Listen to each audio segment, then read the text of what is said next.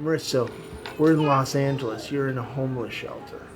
Tell me about it. Um, well, the homeless shelter I'm in is pretty nice.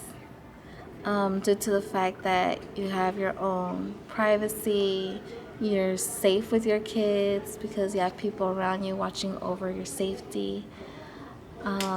They're really helpful. Everybody here is pretty nice. Coming from a person who's been homeless before, I, how do I say it? It's more like a blessing finding a place like this because when you've been homeless before, you've either been couch surfing or you've been sleeping on the streets. And then now that I've been homeless for the first time with kids, it, I don't know, I feel blessed because I don't have my kids on the street while I'm homeless. I have a roof over my head and I get to feed them because they give us food to feed them every time. I don't have to worry about whether I have money for food or not. So it's pretty good. It's got to be tough raising kids homeless. It is. I have 4, so yeah, it's pretty tough. Now, where would you be if it wasn't for a Union Rescue Mission? Honestly, I don't know where I would be. At the moment, I feel like if I wasn't at the rescue mission, I probably wouldn't even have my kids with me, honestly. Yeah. Yeah. Now, where were you before? I was couch surfing and in motels back to back How long were you doing that? until I ran out of money and my car ended up getting repossessed. So, but how long were you in hotels and couch surfing?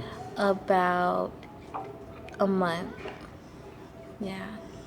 Now, you told me that you were raised in foster care Yes. and you were homeless before. Right. Tell me about that. So at the age 13, I was going through a lot. My mom would physically abuse me, and then at the age of 13, I found out my stepdad wasn't really my dad. So I had to go through a sexual abuse, and I would get raped for a few years until the age of 15 when I found out I had a big sister who lived with her dad. And when I found that out, I told her what was going on. The police interfered, and then they took me away from my mom, and that's how I ended up into foster care. When I got into foster care at the age of 15, I started going into different foster homes due to either my foster parents weren't really caring about me, all they wanted was the money, or it's either because I would get into fights at school because of I had so much going on, like I wasn't stable. Then in high school, when I became a senior, I ended up going to 7 different high schools until one day I had a really good counselor. And that counselor would always help me with stuff. And he told me one day, Marrisa, I know you have a lot in you. Like, I know you could do it. You need to stop failing your classes. You need to stop ditching from school and all that stuff. I don't know where it clicked that I had to do good. So he helped me get 2 extra classes in school. So in school, I would go in at 6 in the morning to my first class in high school. And then I'd come out of high school at 4 o'clock from a different class just to make up my credits. And thank God he pushed me because I ended up graduating from high school. When I graduated from high school, I didn't know, but I had found out that I was pregnant with my first son. When I found out I was pregnant with my first son, I told my foster parents at the moment, and unfortunately they weren't licensed for kids, or they would have had me and my son there. So since then, I ended up homeless for the first time. When I was homeless for the first time pregnant, I had nowhere to go. I was couch surfing. I ended up finding this place called Sarah's House, and they took me in. When they took me in, once you have the baby, you have 3 months to find out where to go or what to do. So I ended up like working and stuff and just trying to get it together. So they gave you 90 days Yeah. to go from zero to something. self-sufficiency. Yeah. How do you do that in 90 days? Honestly, I don't even know how I did it. At 2 weeks after having my baby, I just started working. I went back to work, and I just started like trying to put stuff together. I started renting a room for like $300 until the landlord thought it wasn't enough. So then I had to move out there. So then I went to move in with my son's dad for a little bit. Ended up pregnant again. That didn't work out. So then I ended up homeless again. You don't want him chewing on Let me the see. money or my card. You got it? No, you don't got none. Say ah. No, you don't got none. Yeah. Yeah, so it's just been back. No. No. Let me see.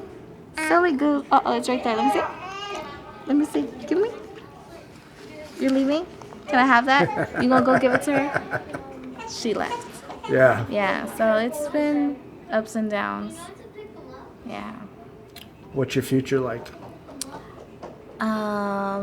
Honestly, in my future, I just want to see myself in a permanent house, a stable job, and going back to school for my last semester. I have 1 semester left to get my AA in criminal justice. So I hope that in my future I have accomplished those 3 things with my kids. If you had 3 wishes, what would they be? Just, I would convert into 1 wish and just basically do the best I can for my kids, provide them what they need for the rest of their life.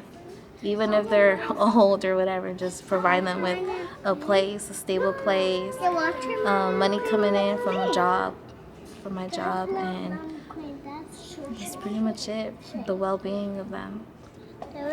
Well, thank you very much for talking to me. You're welcome.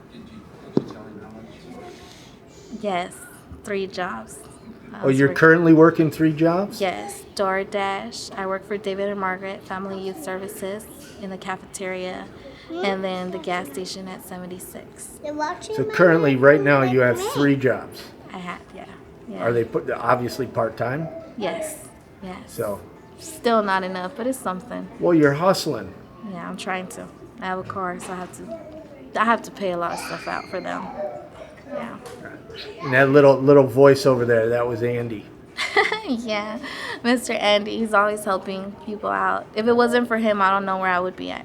Like, seriously. Can you tell my story of how we met? Oh, yeah. When I came homeless again this year, I had nowhere to go. Like, my coworker reached out to me and introduced me to Andy. I called Andy and I told him, like, hey, I'm stuck at a motel. My car got repoed. I have nowhere to go. Like, do you have anywhere I can go? Andy was like, yeah, that's not a problem. He's like, just tell me where you are. We'll come pick you up. He came. He picked me up in his big truck. And then I explained to him, like, I'm not trying to go to wherever we're going by myself. Like, I would like my kids with me. My kids are with their dad, and I don't know how I'm going to get them. He automatically said, where are your kids at? I told him they're in Lancaster. He's like, don't worry about it. Just give me the address. We'll go pick them up right away. We literally went all the way to Lancaster, pick up the kids. We picked up the boys, and then we were all in his truck. Like, my kids were excited riding in his truck. My son just kept, poor Andy, his ear was so tired. My boys were like talking to him nonstop. He got them Jack in the Box because they were hungry. Like, they were really, really hungry. And they started asking Andy questions like, do you ride bikes? You just rode 400 miles. Just get him. Yeah. And they were just talking his ear off. He was conversating with them back. I think I dozed off for a minute. Yeah. I did, right? And then I think my own snoring like woke me up. And then I woke up and then he's like, Mommy, did you get enough rest? I said, yes, thank you. And they were still talking. Well, homelessness is so stressful. When you finally get in a place where you feel secure, you sleep. Right. You know, because you don't get much sleep when you're stressed. Right. So, yeah. well, thanks for adding those stories in. Yeah, huh? Yeah. Now my kids love Andy. Watch this.